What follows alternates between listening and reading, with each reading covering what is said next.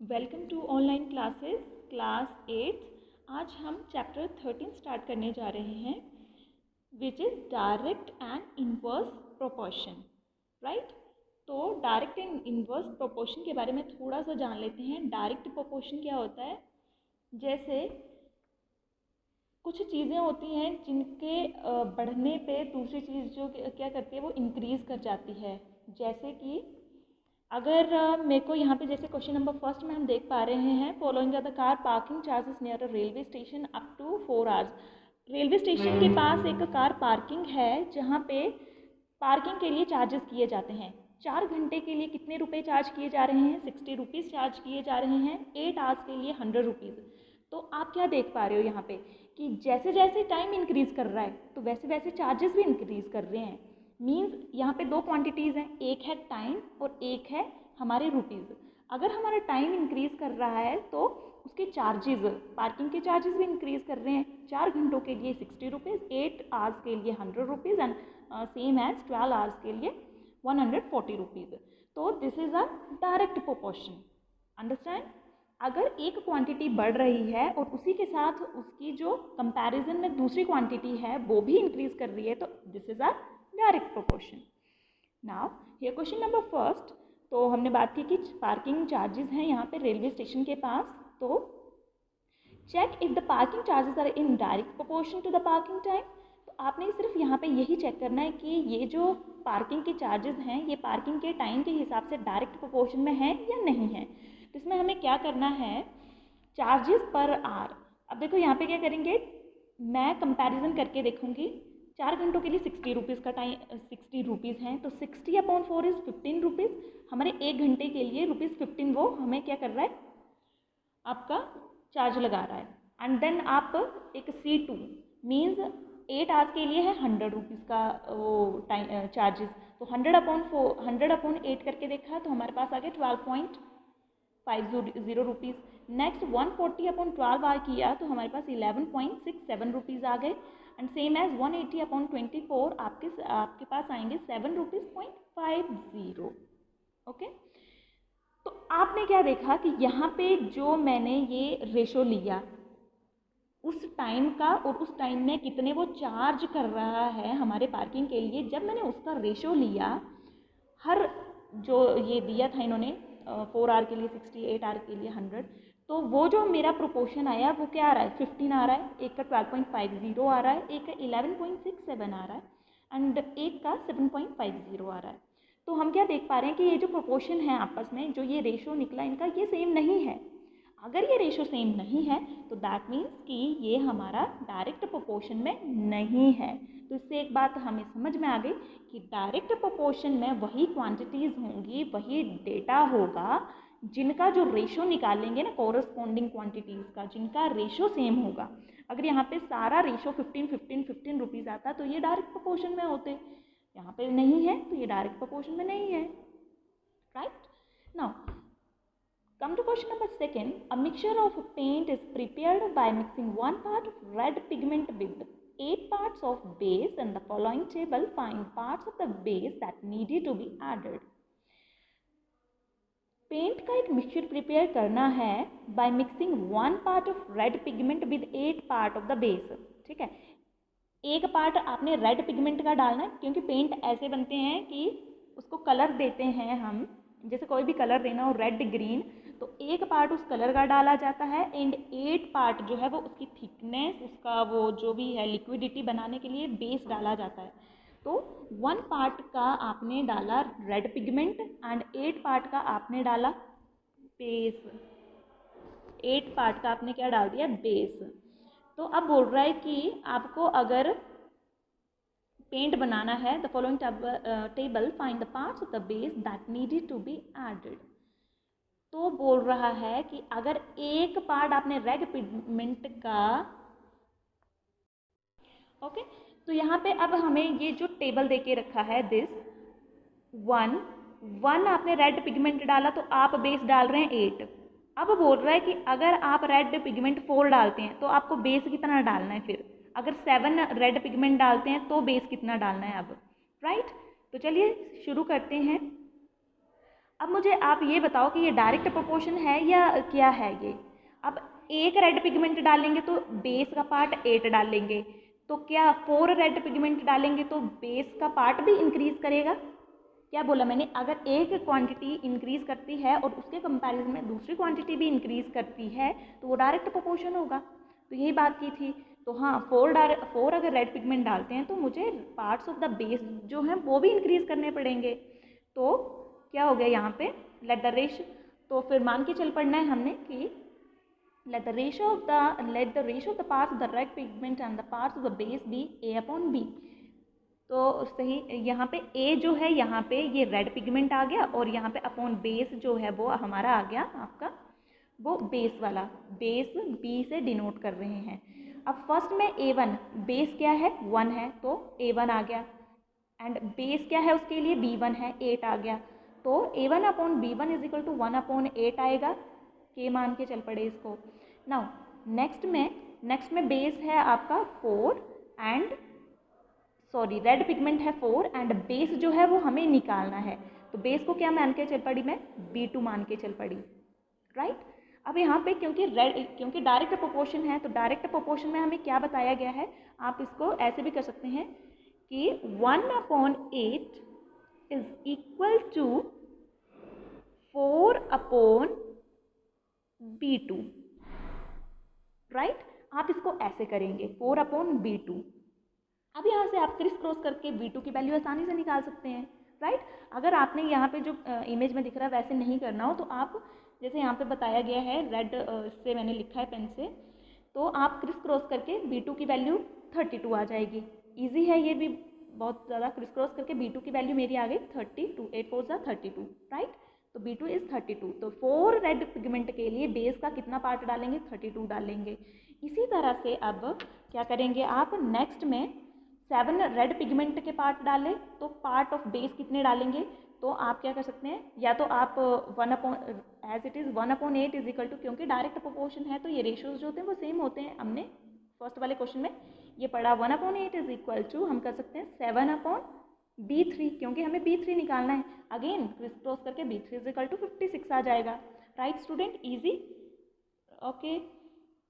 तो आप ये वाला टेबल जो है वो कंप्लीट कर लेंगे, राइट। नाउ इस तरह से आप जब टेबल 2 कंप्लीट कर लेंगे क्वेश्चन नंबर 2 का, then come to question number 3। In question 2 above, if one part of the red pigment requires 75 ml of the base, how much red pigment should be mixed with 1800 ml of the base?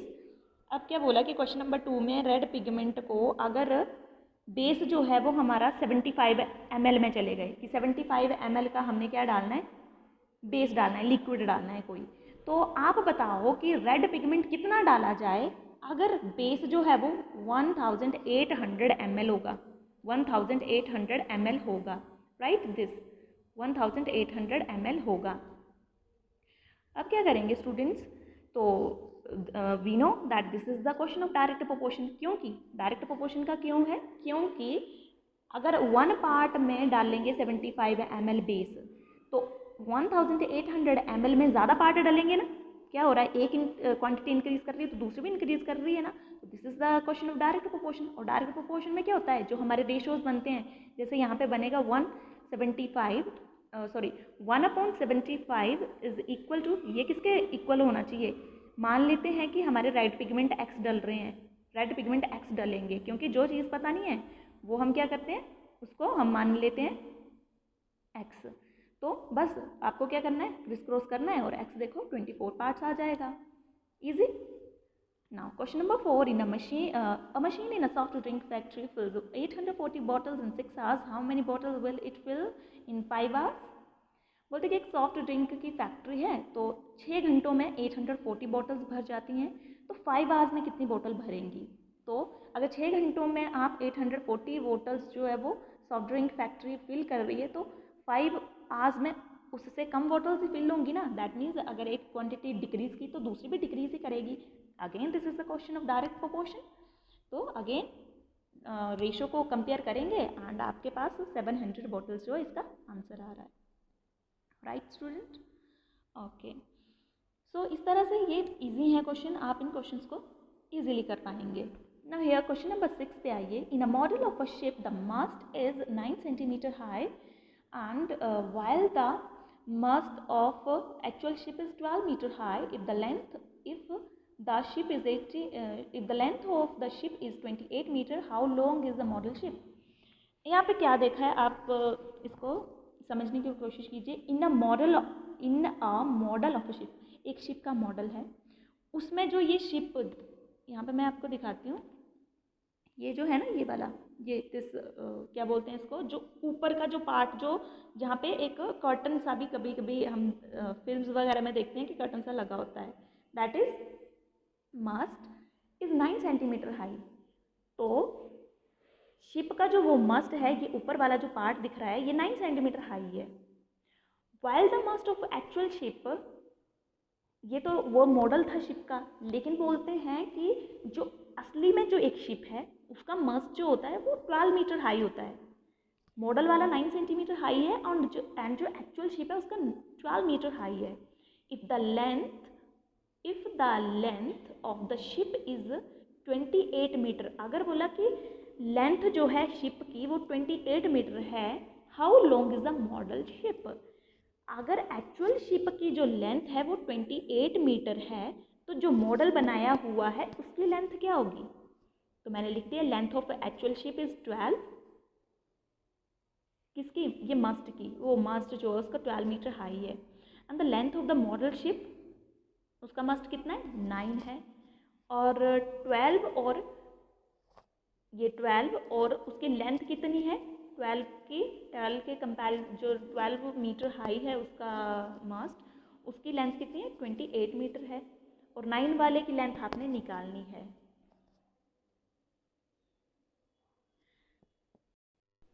यहाँ पे students अब ध्यान दीजिएगा, यहाँ पे ये table जो है वो इस तरह से बनेगा, देखो ना, यहाँ पे टेबल बनाएंगे आप इस तरह से।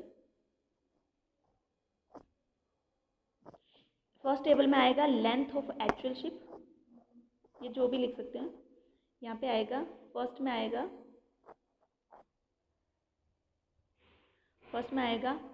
हाइट ऑफ, यहाँ पे फर्स्ट में आएगा हाइट ऑफ मस्ट की हाइट लिखेंगे यहाँ पे। एंड यहाँ पे सेकंड में आएगा लेंथ ऑफ शिप। तो फर्स्ट में क्या आएगा? मस्ट, ये जो है ये 12 है जो एक्चुअल शिप है, और उसकी लेंथ कितनी है? 28 है। और दूसरे की जो मस्ट है वो 9 है और उसकी लेंथ निकालनी है हमें। तो ये बन जाएगा 12/28 इज इक्वल टू 9/x। अब क्रिस क्रॉस करेंगे आप तो 12x इज इक्वल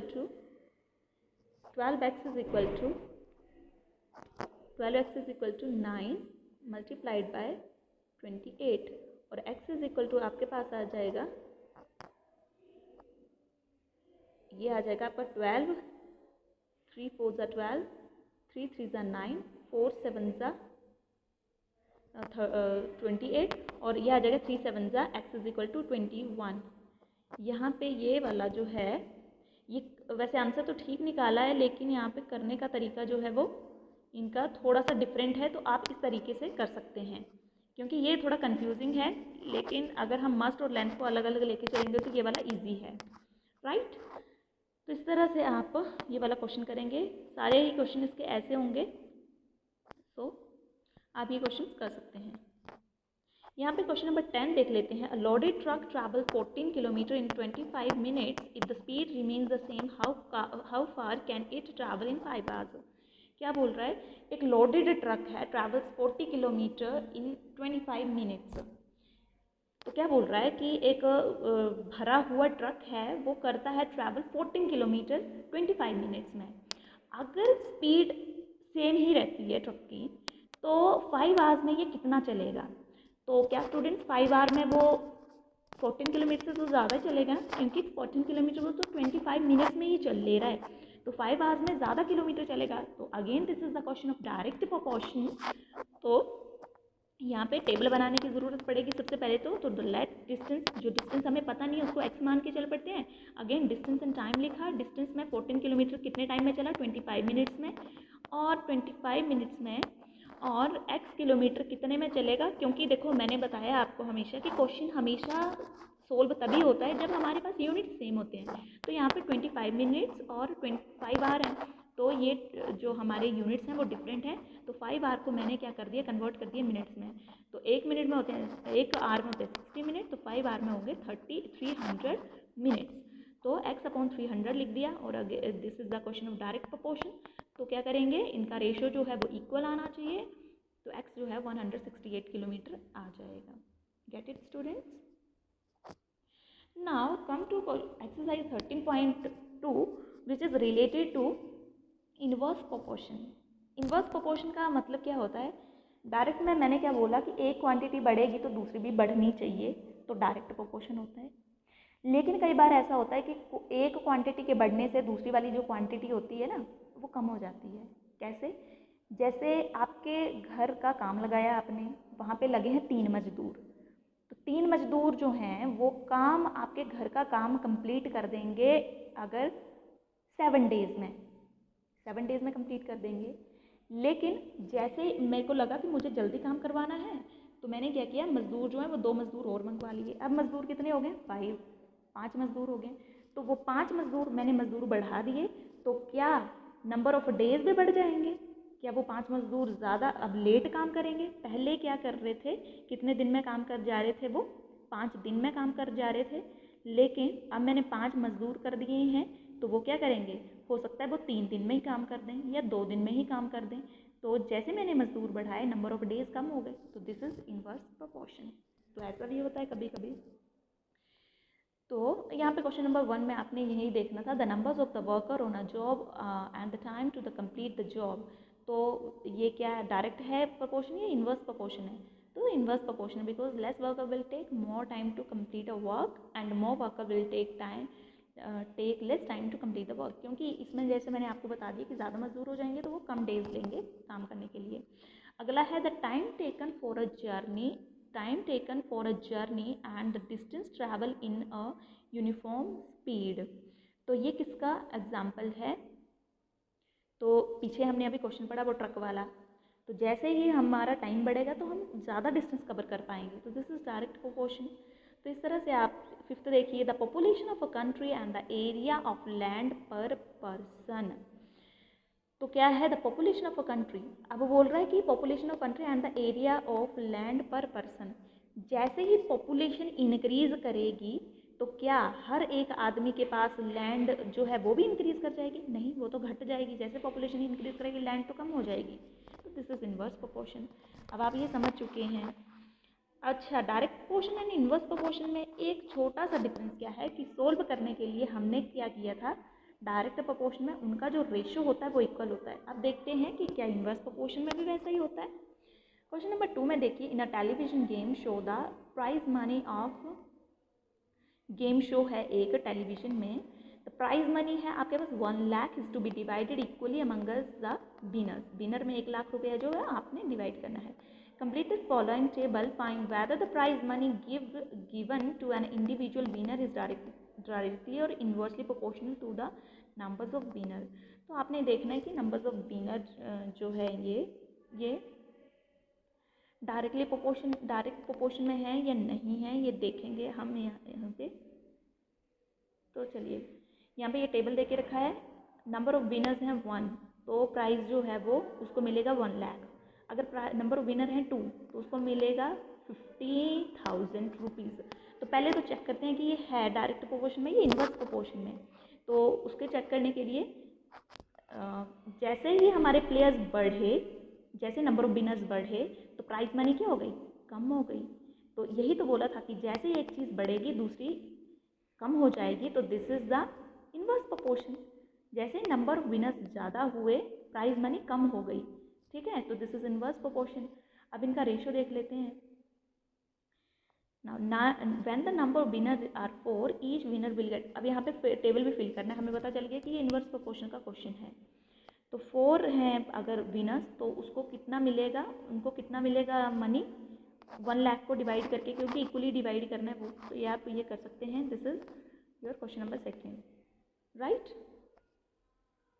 ना यहाँ पे क्वेश्चन नंबर 4 में देखिए, in a box of sweet is divided among 24 children. Box में स्वीट्स रखी हुई हैं जिनको आपको 24 चिल्ड्रंस को आपने डिवाइड करना है। They will get 5 sweets each. तो अब जैसे ही डिवाइड करेंगे उस बॉक्स की स्वीट्स को, तो वो 5 स्वीट्स जो हैं वो हर एक बच्चे को मिलने वाली हैं। How many would each get if the number of the children are reduced by 4। बोलते कि अगर इनमें से उन 24 स्टूडेंट्स में से 4 बच्चे जो हैं वो कम कर दिए जाएं, तो फिर कितनी स्वीट्स मिलेंगी। तो ज़्यादा स्वीट्स मिलेंगी ना। अगर क्लास में आपको कुछ बच्चे जो हैं वो कम भी आए हैं, तो आपको ज़्यादा मिलने वाली है, उनका हिस्सा भी आपको मिल जाएगा। तो जैसे ही बच्चे कम हुए तो आपको स्वीट्स ज़्यादा मिल रही हैं। तो again this is the question of inverse proportion. Now each child gets 5 sweets, 24 children will gate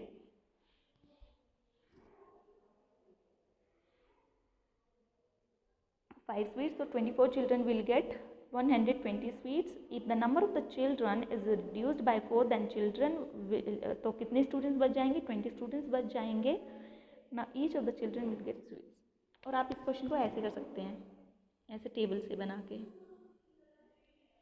यहाँ पे आएगा फर्स्ट में स्टूडेंट एंड स्वीट्स। यहाँ पे अच्छे से बनाते हैं इसको। यहाँ पे स्टूडेंट एंड यहाँ पे स्वीट्स। ये क्वेश्चन जो है वो पिछले की तरह ही होने। स्टूडेंट कितने हैं, अगर आपके पास हैं 24 स्टूडेंट्स, तो स्वीट्स कितने मिलनी थी आपको, हर एक बच्चे को 5 मिलनी थी। अब 4 बच्चे कम हो गए हैं, दैट मीन्स 20 स्टूडेंट्स हो गए हैं, तो आपको स्वीट्स कितने मिलेंगी वो देखना है। अब यहाँ पे इन्वर्स प्रोपोर्शन का क्वेश्चन है, हमें पता चल गया ये। तो इसमें क्या होता है इन्वर्स प्रोपोर्शन में, 24 multiplied by 20 is equal to 5x। ऊपर वालों को ऊपर से मल्टीप्लाई कर देते हैं, नीचे वाले नीचे से मल्टीप्लाई कर देते हैं, और डिवाइडेड बाय 5। ये मैं 5 उधर लेके जाऊंगी तो 5 4 हो जाएगा 20, एंड ये आ जाएगा आपके पास